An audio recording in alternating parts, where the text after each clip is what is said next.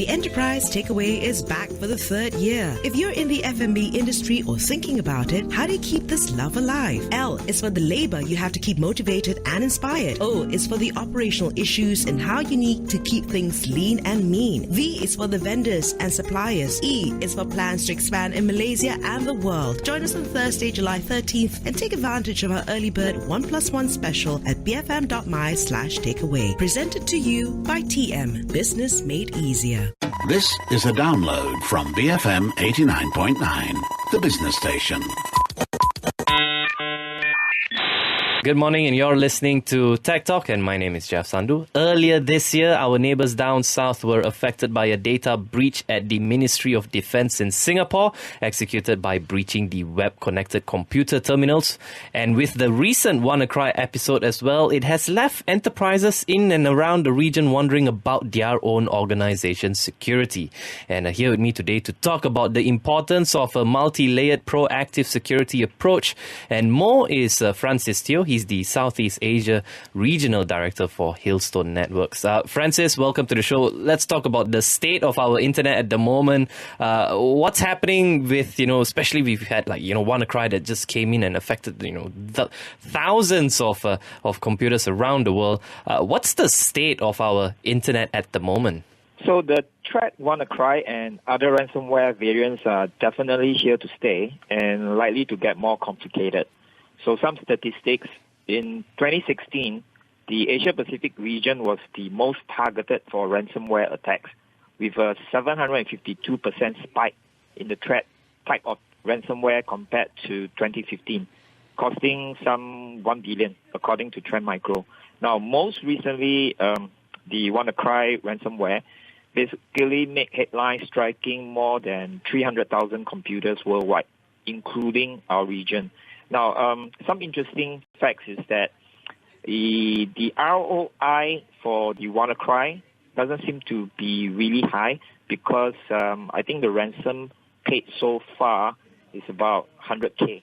Now, if you take into account the 300,000 computers that are affected, on the average, you're talking about probably about 200 over people that make the payment. Closer to home, Singapore Cyber Security Agency, or CSA for short, flagged 17 ransomware cases to the Singapore authorities last year. And that actually suggests that the number of ransomware cases may be higher as most cases go unreported. Cybersecurity Malaysia, or MyCert for short, also highlighted that there has been a sharp spike in the number of computer hacking cases since 2015.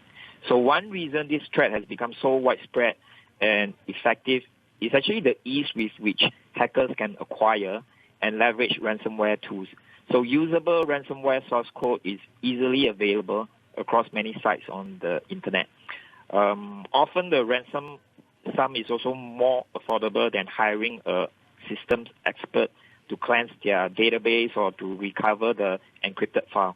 So that actually makes payment the more viable option than the longer downtime and greater out-of-pocket expenses on remedial action.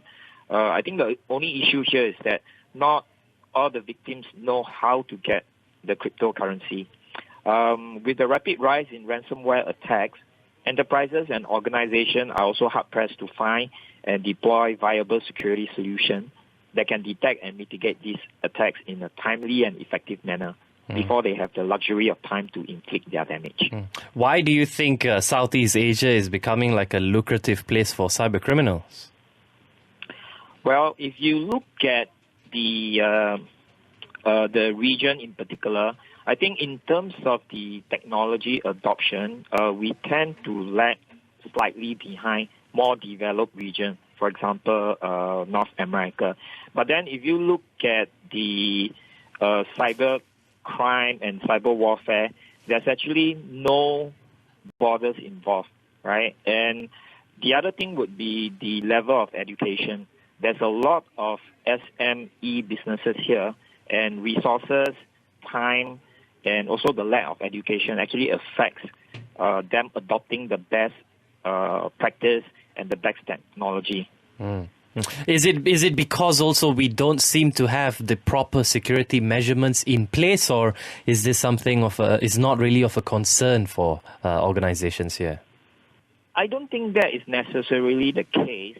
I think it really boils down to the awareness and the education involved.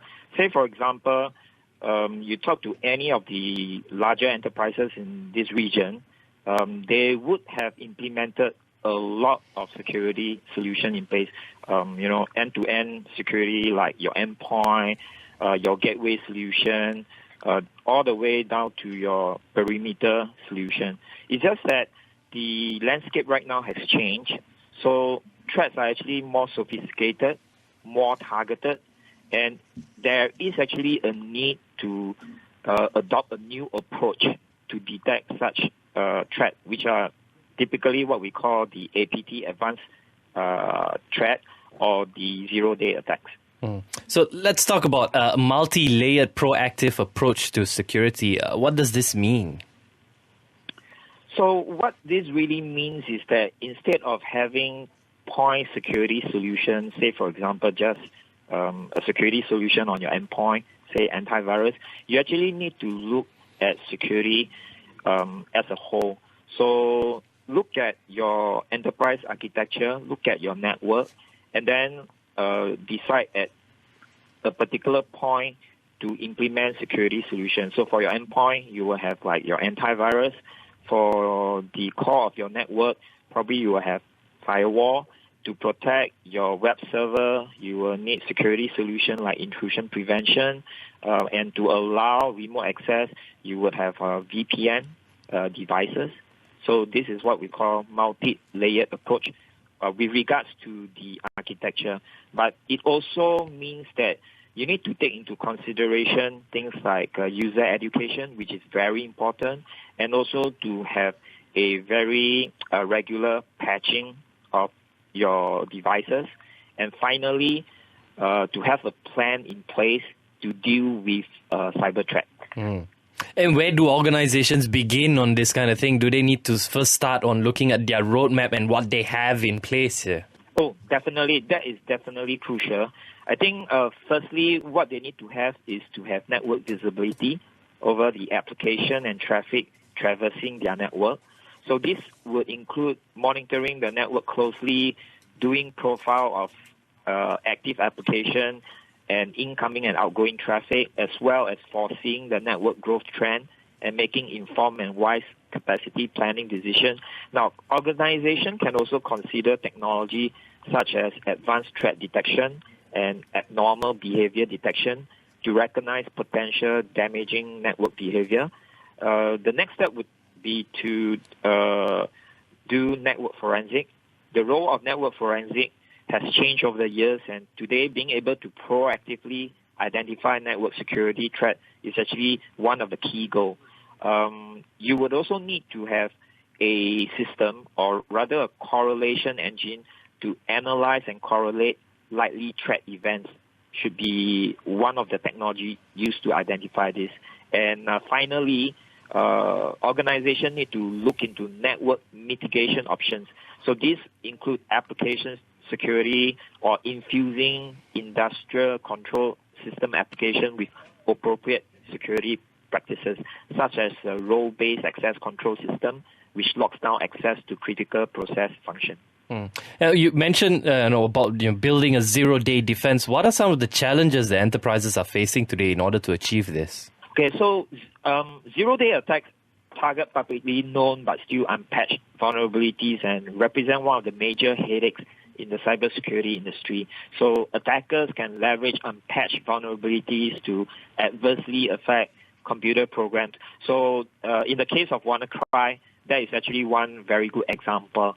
Microsoft actually released a patch for the vulnerability MS17-010, but the WannaCry threat still managed to propagate, and it started on 12th of May, even though the hacking tool that was used in WannaCry was actually released by the shadow broker group back on 14 April.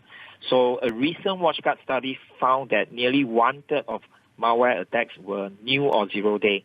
That is, they cannot be detected by traditional signature matching antivirus solution. So often these organizations are unaware of the potential risk from zero-day exploit and therefore do not know the importance of defending against them. So small and mid-sized businesses in particular do not have formalized policy and procedures in regards to security. So secondly, resources available to companies affect their abilities to defend against zero-day exploit. So available resources include knowledgeable security personnel, software, and hardware. So it's also very time-consuming to implement a thorough defense in-depth strategy using various techniques to defend against zero-day exploits. I'm speaking to Francis Teo, the Southeast Asia Regional Director for Hillstone Networks, and we'll be right back in just a moment. BFM 89.9. Build financial mountains. BFM 89.9. You're listening to Tech Talk, and my name is Jeff Sandhu, and I'm speaking to Francis Teo, the Southeast Asia Regional Director of Hillstone Networks. And early on, we were talking about the multi-layer proactive approach to security, and how do we begin on a journey like this? And then we also talked about building a zero-day defense. And Francis, AI seems to be a big deal in a lot of new technologies that we're seeing today. Is there a role that AI can play in cybersecurity as well? Definitely. Artificial intelligence or AI is becoming very prevalent in both consumer and enterprise space, especially in cybersecurity. So in layman terms, AI or machine learning is a method of data analysis that automates analytical model building. So using algorithms that iteratively learn from data, machine learning allows computers to find hidden insights without being explicitly programmed where to look. So with so much data going through networks, cybersecurity experts will have a hard time monitoring everything that gets exchanged, and potential threats can easily go unnoticed. So in today's world especially, many attacks are carried out minuscule and inconspicuous steps, often concealed in the guise of legitimate requests and commands. So while AI is not ready to replace human, it can boost human efforts by automating the process of recognizing patterns. After the WannaCry incident, do you think it has sort of changed the behavior of enterprises dealing or understanding cybersecurity? I think definitely. So this incident actually reminds both government and organization that both parties are responsible and have a part to play in safeguarding their own cybersecurity.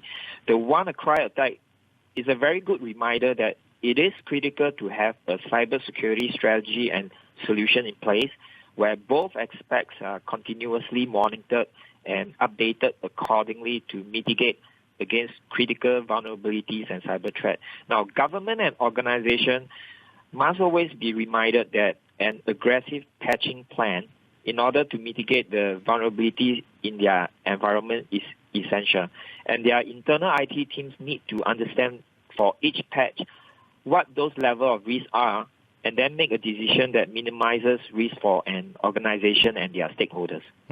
And how do we go about, predicting threat patterns? Because, things just change so quickly these days. Yeah. So I think that is what we call, the holy grail. So what would you say if we can stay ahead of threats and predict them before they happen? Similar to, the movie from Steven Spielberg, Minority Report. Yeah. Now, today, technology is so advanced that we can actually spot the sign of cyber attacks and misuse through behavioral-based technology. So the basic premises is to establish how the system and its user behave and to spot a potential compromise by watching for unwanted activities. Another way is to leverage statistical clustering to detect unknown malware, using behavioral analytics to detect anomalous network behavior, and leveraging a threat correlation analysis engine to correlate threat events detected by disparate engine along with context information to identify advanced threat. So basically, in whole, this is actually an in-depth detection method to combine with threat analytics which allows enterprise to have a very comprehensive view of the network risk status. And that capability will be able to detect and block advanced threats such as WannaCry. Is cost of, implementing, cybersecurity solutions sort of like a roadblock for enterprises because it's just way too much and IT just seems to take a budget cut every now and then? We are actually very encouraged to see that when it comes to enterprise security investment, more emphasis has been put on post-breach detection and incident response for this passing year.